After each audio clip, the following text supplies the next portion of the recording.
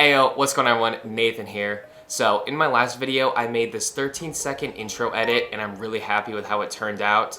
I feel that it's engaging, dynamic, and has a bunch of cool transitions and effects that I just haven't used before. So I thought it'd be a cool idea to kind of run through the edit itself, kind of like behind the scenes. And I want to show you 10 different effects and transitions that I used that you can use in your own edits to make them better. So if you're ready for that, let's get into it. So hopping over to the iPad here, this is like the whole entire edit itself, everything that I did for it. And so just to start off this video, I just want to play through the edit itself so you can see exactly how it looked.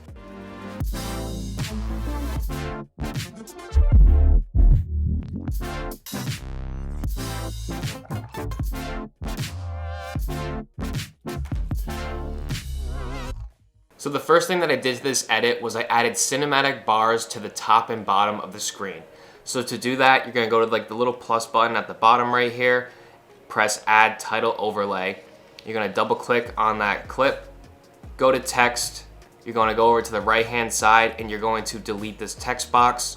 Now you're gonna press the plus button, go to shape, and here you go, you got a plain white rectangle.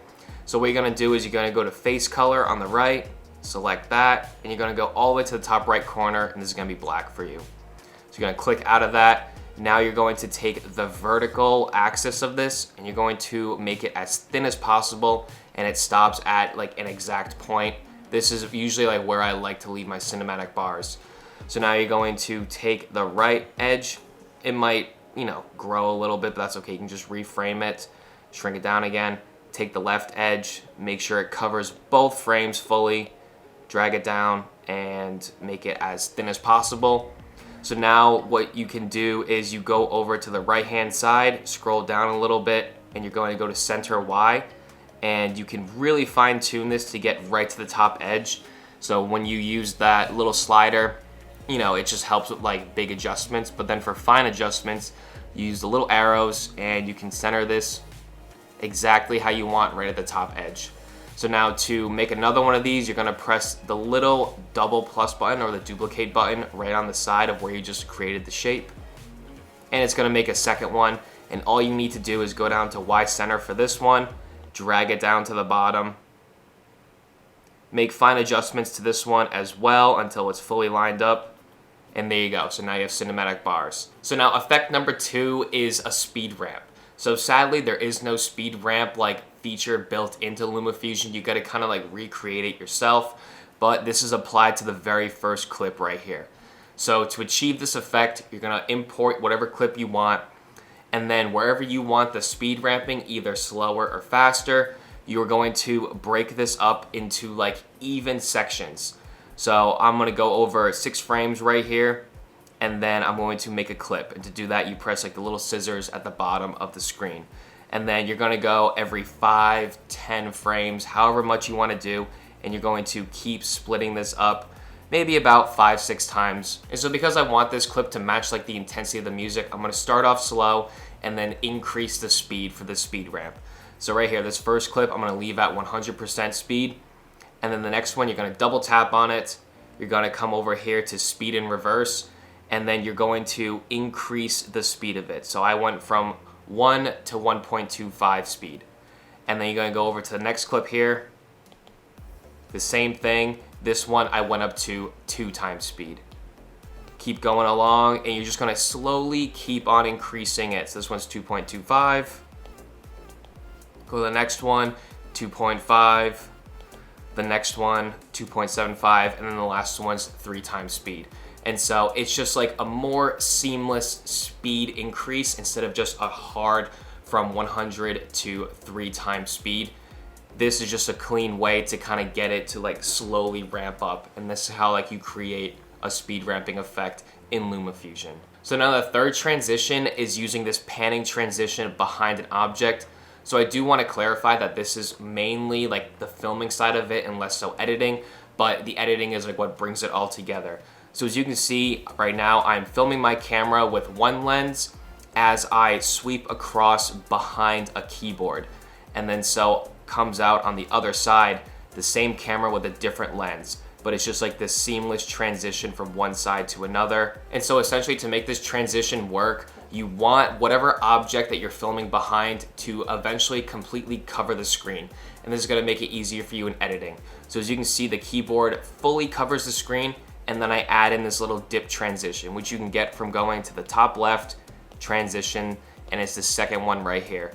And then all I did was just apply this in between the two clips, and it makes them fade in and out really quick. And so it's just a combination of the three effects. So it's the speed ramp, it speeds into it, fade from one clip to another, and then this one has a reverse speed ramp. So I start at 300%, clip, clip, clip from 2.5, 2.25, 2, and so on, down to 1 times speed. And it's just like a nice seamless transition, pretty easy to make, but again, it's mostly about the composition of your camera in filmmaking. So now effect number 4 is this whipping transition that you see right here. So to do this, you're going to go to the end of one clip, clip it at around 5 seconds, something like that. So the shorter that this clip will be, the faster the transition will be, and the more frames you have, the slower the transition will be. So now to move over an exact number of clips, you're going to swipe from the top where the video is actually playing, and it goes over frame by frame. And so you want at least 5 frames for this clip. So you're going to go there, press the little clipping tool at the bottom, the scissors again, and it's going to do this for you. And you want to do this the same for the second clip of this transition. So now to make this transition, you're going to go to the first set of the 5 frame clips, double click on it, you're going to press on fit in frame at the bottom left right here, and then you're going to add a keyframe at the very first frame of this clip. And to do that, it's right above fit in frame, these 3 little circles with a plus in it. You're going to press plus on one of those. So now to make this effect, you're going to go to the very last frame in this clip, the 5th or 6th frame, in my case is the 6th one, and you're going to scroll down to size X here, and you're going to increase the size of it to 200. So once it's at 200, you can see that the video is actually very distorted right now, but this is what you want. And so depending on which way you want the transition to go, you're going to move it in that direction. So you're going to go to X position right here, and you're going to slide it all the way over to the left just before it gets out of frame. And so that is the first part of this. And so the second part is you're going to go down to color and effects, which is the bottom right effect tool. You're going to go up to the top with the water droplet, and you're going to press motion 20. So now what you're going to do is very similar to what you just did with the last one. So you're going to go to the very first frame, you're going to add a keyframe, and this is going to be set to 0 radius because you don't want the effect to be in play yet. So now you're going to go to the very last frame again, and you're going to increase the radius to 20. And so this is going to help like blend the two together, this motion blur. It's a very useful tool to use in LumaFusion. And so as you can see now, as the clip plays across, it zooms like to the left, whips to the left, and now it has this motion blur to it. And so to get the other one, you're essentially going to do the exact same thing but in reverse. So let's go to this clip right here, double click on it, frame and fit. I'm going to get rid of these keyframes I already have. So you're going to add a keyframe. You're going to, again, increase the size to 200. And now this time you're going to move the X position all the way to the right on the first keyframe. So I'm going to come over here right before it gets out of frame. And there you go. And so now you're going to come to the end of the frame. You're going to increase the size to wherever you want it. So I'm going to go to 100 right here. And then you are going to move the X position back to 0. And then you're going to go over to color and effects again, go up to the water droplet, add a motion 20. And then this time you're going to start at a radius of 20 on the first keyframe. And then you're going to go to the end and you're going to set it to 0. And then what you're left with is this transition from one to another. So now the 5th effect is very easy to do. It's a constant zoom effect. So after I whip into this clip of me turning the actual lens of the camera, this next clip of it is just a slow constant zoom, and it just adds a little more like motion to the clip as there's already a motion in the film itself. So to do this, you're going to double click on the clip. You're going to go to the very first frame. You're going to go to frame and fit, add a keyframe right at the start, and then you're gonna scroll all the way to the end, and what you're gonna do is just increase the size. So this little, not specifically the size X, just the size in general, is gonna keep it a consistent zoom to it. So I think I went up to like 130 around here because I also do a new transition right after that. But what you'll see is that the larger that the size changes, the quicker the zoom, and the smaller the size change, the slower the zoom. So very easy way just to add a little more motion to your videos. So effect number 6 now is gonna be this zoom transition, which is a very powerful one. I really like how this looks. So to get this, very similar to the whip transition, you want your 2 clips to each have 5 frames and then clip them off. So as you can see here, both of these have 5 frames right now. And so to do this, you're gonna go into the first one right here, and you are going to go to color and effects. You're gonna go up to the little swirl icon at the top, and you're gonna scroll down until you find the butterfly effect. So when you use the butterfly effect, you'll see that the clip is very distorted, and this isn't what you want. So what you're gonna do is you're gonna set the radius to 0 and the scale also to 0. So now you're going to add a keyframe at the very start of the clip, and then you're gonna go to the very end, and what you're gonna do is just increase the scale of it to whatever you want. The larger the scale difference, the quicker this effect will be. Same with most other transitions in LumaFusion. And so finally, to finish off this first part of the transition, you're gonna go up to the water droplet and you're gonna add another motion blur effect to this one. So I usually just go at motion 20. And as you can see, same with the other one, you wanna start at the first frame of your motion blur. And then what's different about this one though, since you're zooming in and you're not like whipping across the screen, you want to change the angle of this transition or the motion blur to be vertical for this one. So to do this, you literally just grab the little green dot and you can move it over, as you can see, and it changes the angle that the motion blur happens on. And then you're going to set it vertically and then go to 20 for this one as well. And so now, as you can see, as it zooms in, it gets blurry and it's not like a weird angle of a blur. And then so the second part of this transition, it would usually be the exact same thing. You would start zooming in and then you would kind of stop the zoom, very similar to the whip, kind of like in reverse, just the same process. But because this clip, I was already zooming in, I didn't add the butterfly effect because it really just didn't need it. But I did add a motion blur effect. So same thing with the other one. Go to the water droplet, motion 20. The first frame is gonna be at a radius of 20 with the vertical motion blur. And then at the last frame of the clip, you're gonna set it to 0. So now effect number 7 is a rotation effect to the clip. So this one also has a zoom effect, but I already showed you how to do that one. So to achieve this rotating look where it kind of mirrors my hand in the video, what you're gonna do is go to your clip, double tap on it, go to the first frame, go to frame and fit, and you're gonna press on the keyframe button. And then so this is more so like trial and error, just to like match up the look that you want with your own video. But you're gonna go to the end of the clip and you're gonna go to rotation here on the right, and you can like move this however you want. I find that this is actually kind of difficult to like move precisely. So I usually just like kind of guess with the little like pen on the right of it. So you click on the pen and you can enter an exact number. So right here, 90 degrees, enter, and you can see now it flipped 90 degrees. And then from here, you can use the little arrows right around the circle to get fine adjustments to this clip. So again, this transition is more trial and error, and you're definitely gonna have to just play around with the speed of it, because the larger the rotation is in that set amount of keyframes, the faster it's gonna spin. And same with a slower rotation, you just need a lower number for the rotation number. Mine ended up being 48.5, as that really just lined up with how my hand turned in the video. But another thing you wanna watch out for this is that as the video rotates, you're probably gonna wanna either zoom in right from the start of the frame or have a slow zoom to it, because as the clip transitions and moves around, it might come out of frame and then you're going to be left right here. If I lower the size of this, you will see that it's not completely covering the full frame. So this will actually show in the video itself where it's gonna like look like the actual frame is like moving out of place, and you don't want that.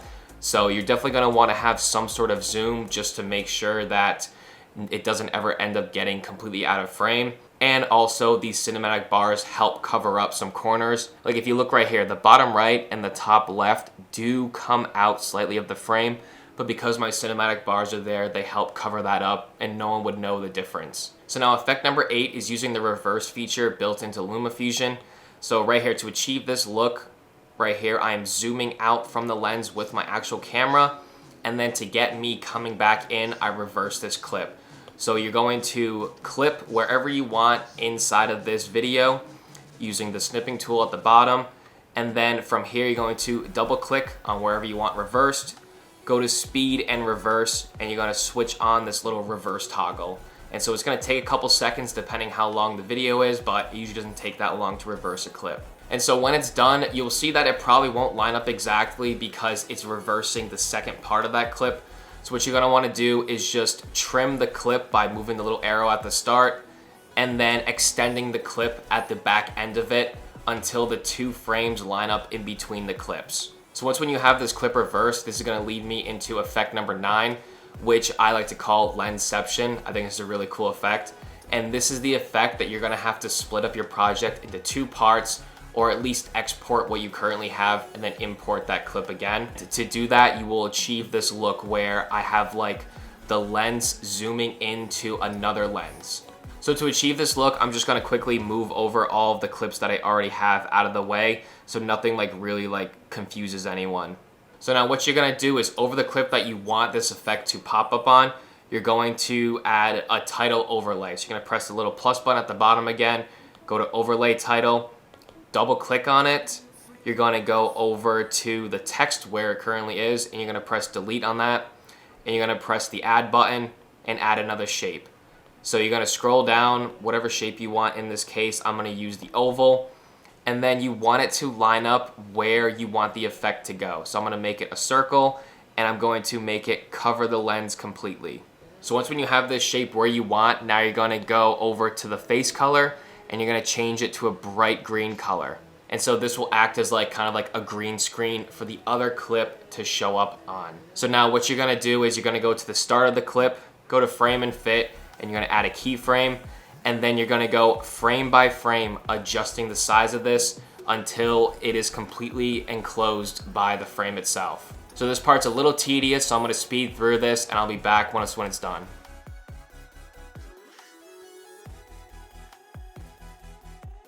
So while I'm going through this right now, I just want to point out that it might be easier just to slowly increase the actual size of it and to not change the X and Y position of this. As you'll see as you go frame by frame, if you're not very exact with the X and Y position, then as the frame goes on, it might look like it's like jumping around a lot and not look very smooth. So definitely with these types of clips, definitely try to be as steady as possible and film as steady as you can. And it's just gonna make this transition look a lot better.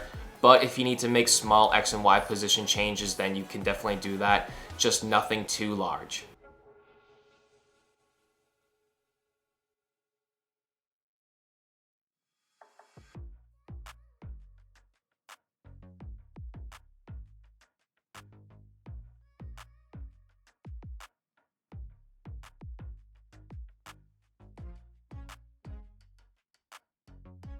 Okay, there you go. So this is definitely like the most tedious transition out of all the ones that I'm showing you today.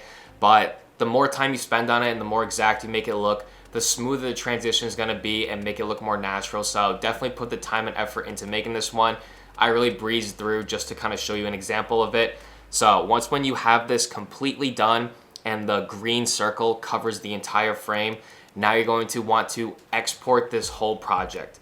So you're gonna go to the bottom right, export, movie, photos, and then you're going to save this to your photos. So I definitely don't recommend just deleting your current project and importing this clip into this one, because just in case like you see something you don't like, then you can always go back, adjust it, and then re-export this clip. So what I do recommend is going and just starting a brand new project. So pressing on the little plus button down at the bottom, and then the other one right on the side of it, I'm just not even gonna name it. And then you're going to drag this current clip that you just saved to this timeline. So as you can see, your edit is now just one solid clip right here. So you're gonna go to the spot where the green circle appears and you're gonna get exactly where it starts. So you're gonna clip this one, And so what you're gonna do now is you're gonna go to this one specifically, and you're going to go to color and effects, the little keyhole icon, and you're gonna press green screen key. And so now it's gonna turn black.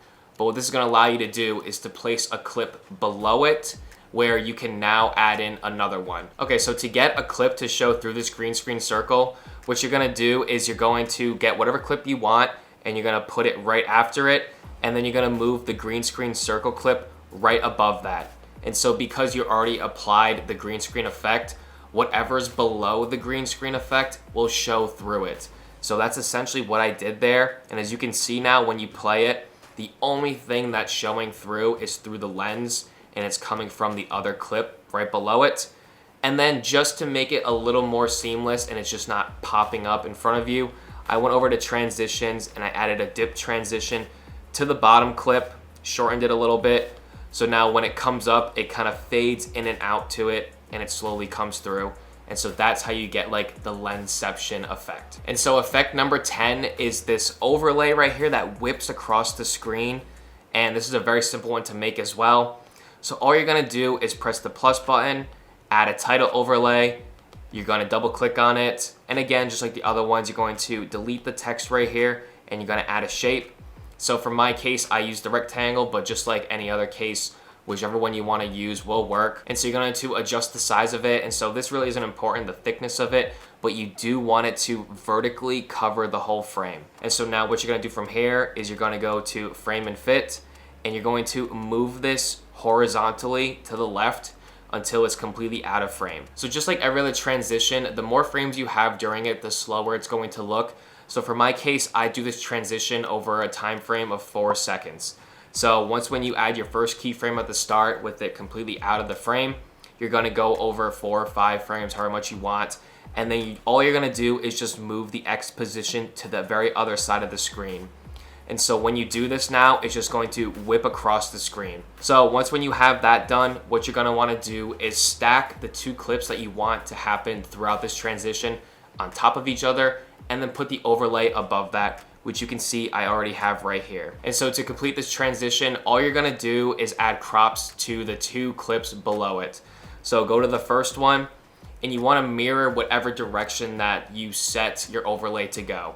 So you're gonna go to frame and fit, add a keyframe, go to cropping, and then what you're gonna do is you're gonna take the right crop and add it all the way to the left for the top one. And so what you're gonna do is you're gonna go frame by frame, and as this slowly moves out, you want to adjust the crop to the center of the white bar. So go frame by frame. As you can see, like I already did that, and you can see where the crop ends on each of them. And so those are the 10 effects and transitions that you can add into your own edits using LumaFusion to really help make things a little more dynamic, add some more motion, and to really mesh together different clips as you please. I hope that you were able to easily understand this, as this was like my first time explaining editing. I'm still very new to it, still learning a lot, but I feel like these were very simple, or relatively simple, most of them, for a lot of people to pick up, and just to help you improve your own edits over time. And so that's gonna be it for the video. If you enjoyed it, or if you learned something new, then please don't forget to hit the like button down below and subscribe, as I don't want to miss anything else I have in the future. And with that being said, have a great day everyone, and cheers.